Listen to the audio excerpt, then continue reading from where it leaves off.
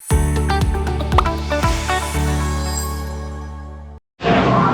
what is up guys? Today we are here over at Yaowarat Street in Bangkok.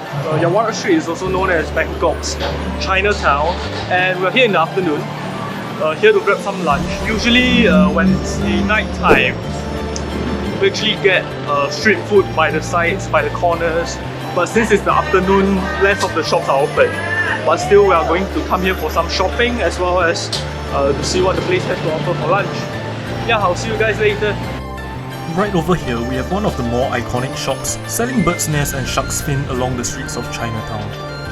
The place is so different in the day and the night that it's practically a different experience depending on what time you decide to visit. Some of the shops only open in the daytime, whilst others, including the street food and specific restaurants, only operates at night. It also gets way more crowded at night when the street food stalls are set up, but there are also hidden gems if you head over here early. As we make our way through the street, we spot a store selling Thai wonton noodles along the corner. The egg noodles for the dish is skillfully blanched before being shocked in cold water for that signature chewy mouthfeel.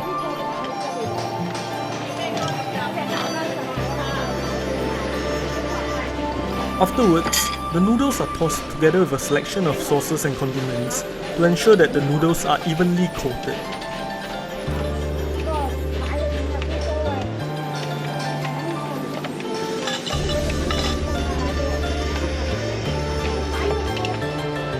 The final step of the process is to top the noodle dish with slices of roasted char siu pork, as well as shrimp wontons to complete the dish.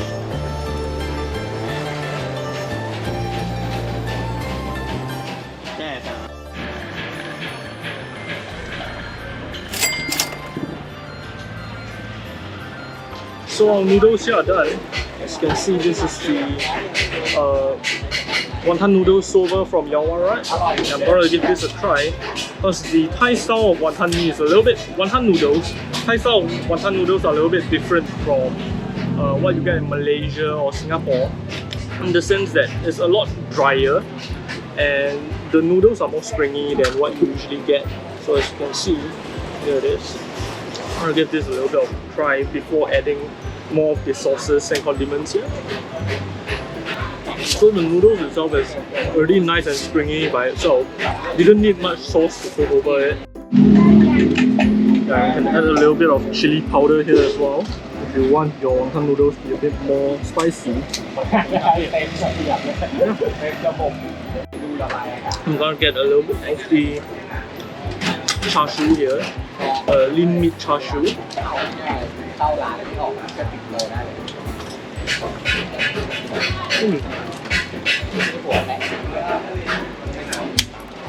Char siu is on the leaner side.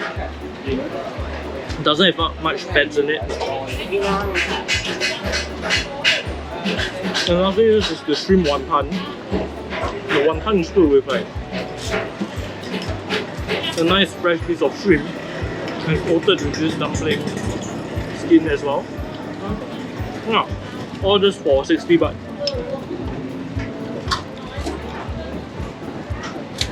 I'm going to finish this up and we'll see what's next. Most of the restaurants here in Yaowarat tend to sell traditional Chinese dishes originating from Hong Kong and mainland China, sometimes with a Thai fusion twist. This include roast pork, glutinous rice dumplings, and braised goose. We make our way into Laotang Braised Goose, one of Yaowarat's more famous eateries. This humble store is a specialist in stewed goose and have been serving this dish in the area for well over 45 years.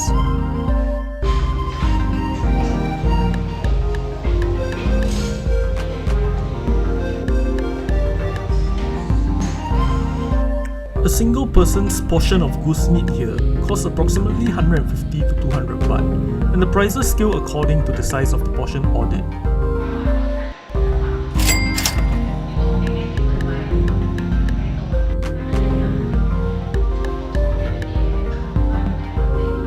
Alright guys, so our main dish is here, and it seems that the braised goose comes with a side of this, I think, duck blood as well. So duck blood jelly and braised goose.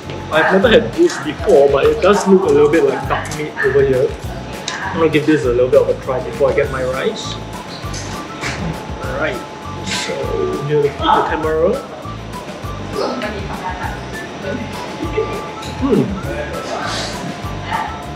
Alright, it's braised nice and tender. Like the braised, a little bit of soy sauce actually seeped into the meat itself. But it really does taste a lot like duck. If you ever have duck rice or braised duck, I think it's largely very similar. It's just a little bit more fatty on this inside right here. So I'm going to dip it into their red chili sauce. Yeah, as you can see, it's a little bit more gelatinous and a little bit fattier than the usual duck. And yeah, we recommend paying this place a visit if you're here. Relatively affordable as well. And before I forget, let me try some of this duck blood as well. Duck blood jelly right here. It looks a little bit like tofu, but it's brownish in color. You get a bite without the sauce.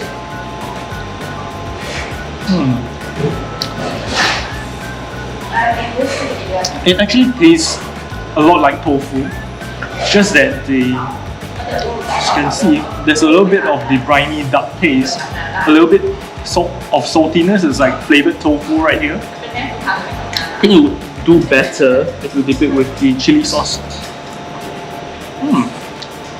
Alright, I feel the chili sauce a lot, but there isn't a whole lot of flavor in the duck blood tofu. So yeah, I'm gonna finish up the rest of my food, and I'll see you guys if I get the next dish. Ciao! Alright, we may be done with some food, but we are not done with shopping yet. So I heard that there's a shop over here in Chinatown. I think their shop is right in front of me. That specializes in snacks, especially both Thai and Chinese snacks, such as dried cuttlefish, dried mango. So I'm going to head over to buy some souvenirs. Yes, let me show you guys the shop.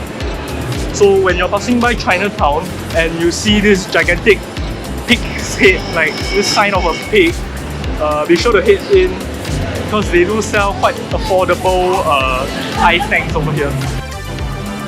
This well-known shop is known as Ling Zhen Xiang, and much like its iconic logo, it specializes in pork products, including pork rolls, roasted pork, and dried pork sticks.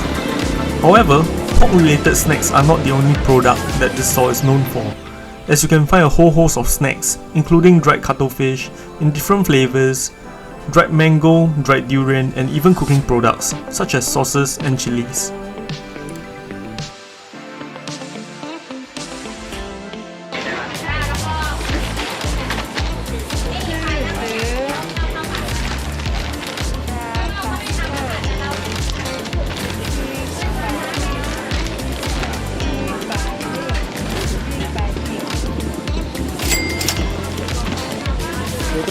After finishing up on our shopping, we took a quick look around the rest of Yaowarat looking for something sweet to end the tour.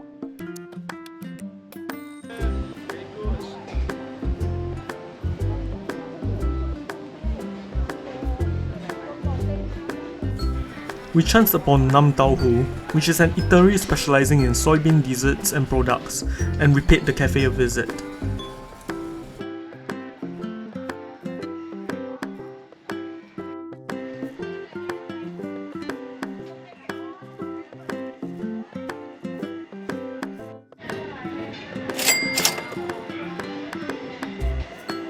The soy milk pudding, or tofu fa, was silky smooth with a nice fragrant aftertaste from the soy milk flavour. The caramelized brown sugar sauce is also one of my favourite pairings for this dessert, as it seeps right into the pudding and acts as a sweet and rich complement to the mellow flavour of the pudding. Now, an interesting thing to add about soy milk pudding in Thailand is that it comes with crystallized brown sugar and peanuts as a condiment which you can add to enhance the flavours of the dish. The Thai desserts tend to lean on the sweeter side compared to desserts from other countries, and this soy milk pudding is no exception. Adding the crystallized brown sugar and peanuts also provides a contrasting texture between the pudding and the crunchy condiments. The blue pea flower flavour is also one of the more popular flavours for beverages in Thailand. The flower has a nice aromatic fragrance and pairs very well with sweeter but more mellow flavoured products, such as honey. In this case, it added a nice blue pea fragrance to the mellow ice blended soy milk, and the syrup was then added to sweeten the beverage.